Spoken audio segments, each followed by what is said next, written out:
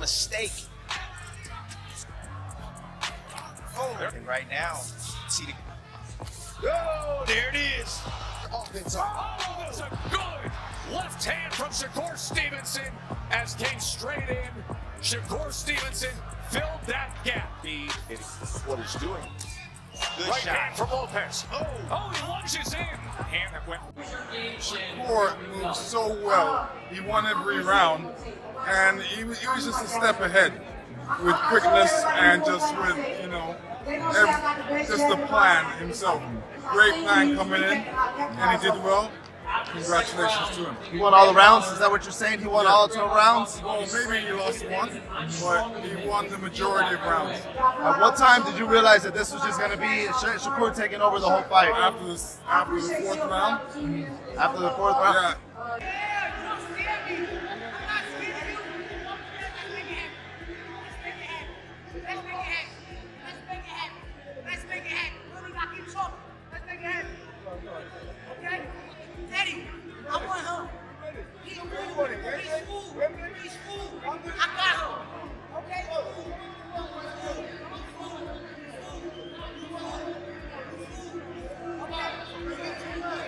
The boxing world has erupted with reactions following the Shakur Stevenson versus Teofimo Lopez showdown.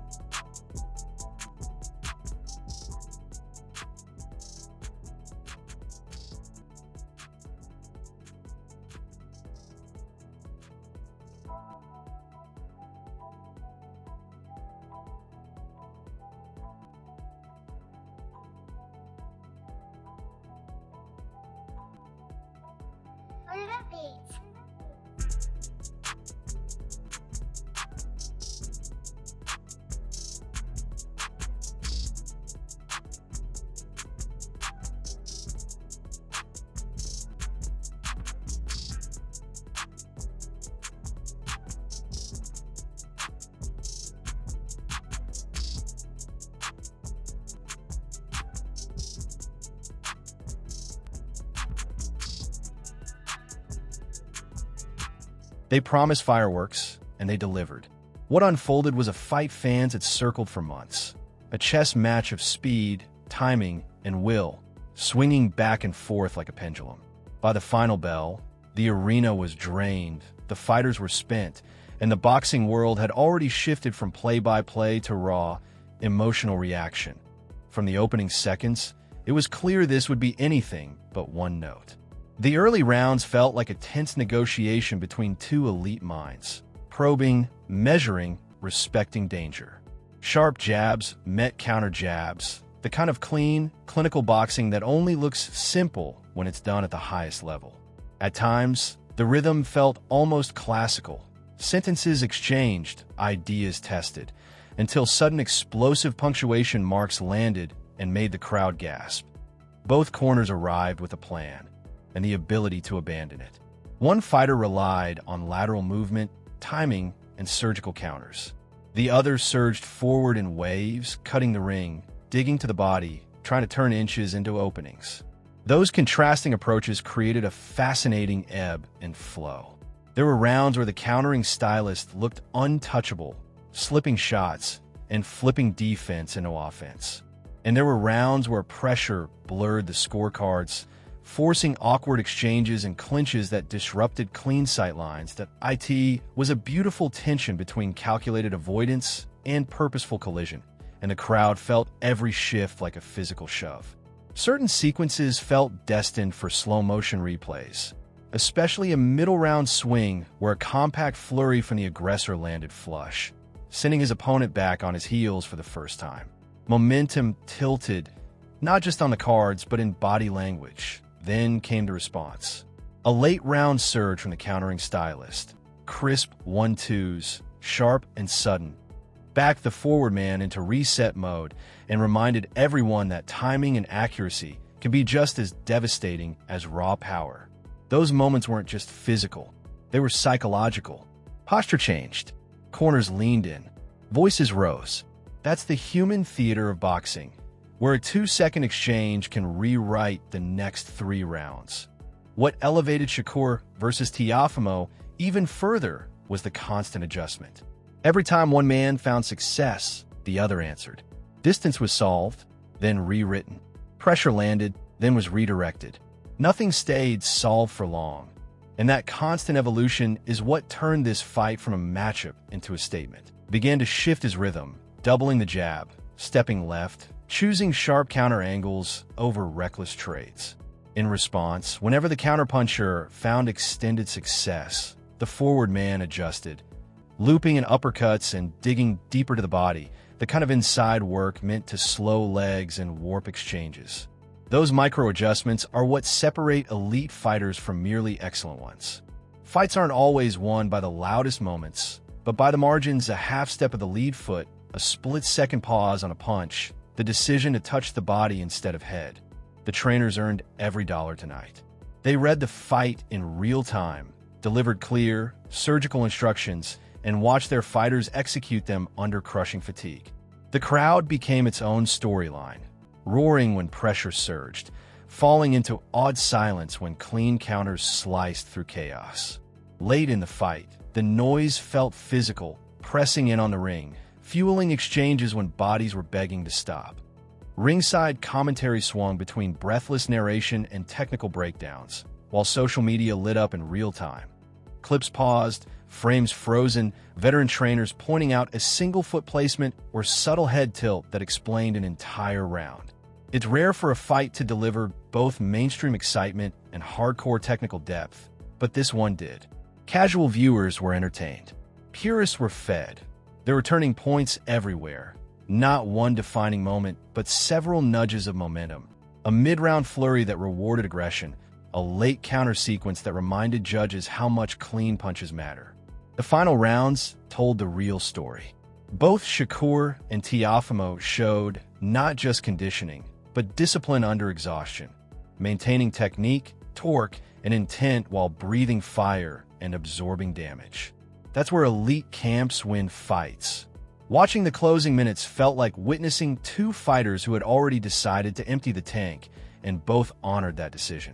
The post-fight moments said everything. Embraces, firm handshakes, tired smiles, trainers who looked 10 years older than they did an hour earlier. There was mutual recognition. This was real. Yeah.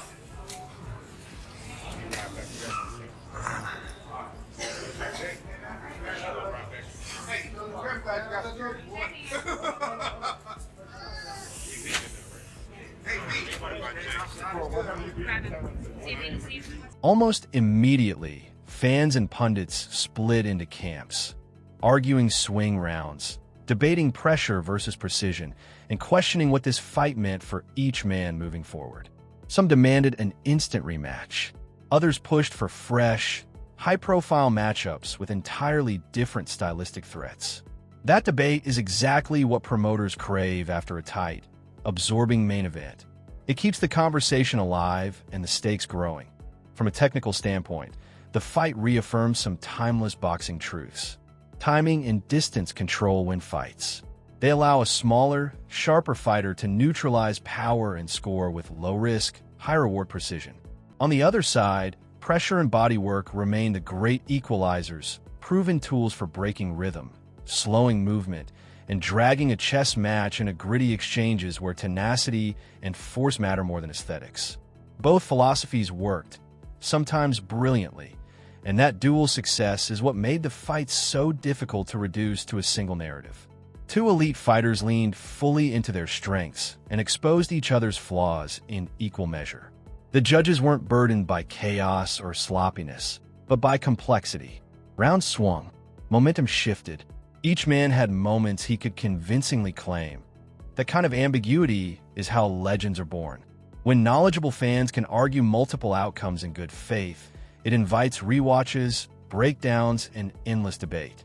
The immediate reaction across the boxing world reflected that. Fellow fighters praised composure and in-fight intelligence. Trainers zeroed in on tactical pivots and conditioning. Casual fans were simply grateful to witness a high-drama spectacle that delivered on its promise. It's the Teofimo that beat Lomachenko. What if that Teofimo shows up? Like I said, Lomachenko is not an easy fight. Teofimo was able to be in the ring with different type of fighters and figure it. Predictably, the hours after the final bell were flooded with hot takes and bold declarations. But beneath the noise, the dominant emotion was something rarer: appreciation. Appreciation for two elite athletes who risked everything under the brightest lights, and for a fight that reminded everyone why boxing, at its best, remains uniquely compelling in practical terms. This bout will reshape the division's future. Performances like this, whether framed as a narrow win or a razor-thin loss, alter matchmaking logic overnight. One fighter exits with increased leverage, marketability, and momentum. The other, through grit and competitiveness, becomes a must-see opponent, instantly valuable across multiple stylistic matchups. Behind the scenes, the ripple effects are already forming.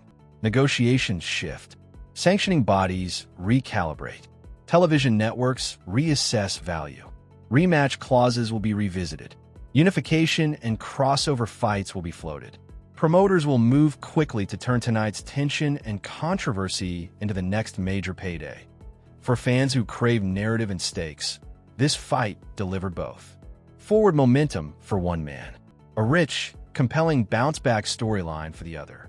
Regardless of what the record books ultimately say, the optics of this night will carry real currency in boxing's short-term business landscape. Shakur Stevenson and Teofimo Lopez gave fans something rarer than a highlight reel knockout or a one-sided clinic. They delivered a fight that asked questions, demanded mid-fight adaptation, and required courage under pressure. Weeks from now, people will still be debating those late-round exchanges. The decisions made when fatigue set in and clarity was hardest to find. If a single fight can expand the conversation about what elite boxing looks like in the modern era, this one did. And for anyone who truly loves the sport, that's exactly the outcome you hope for. Stay locked in for more updates, and don't forget to subscribe.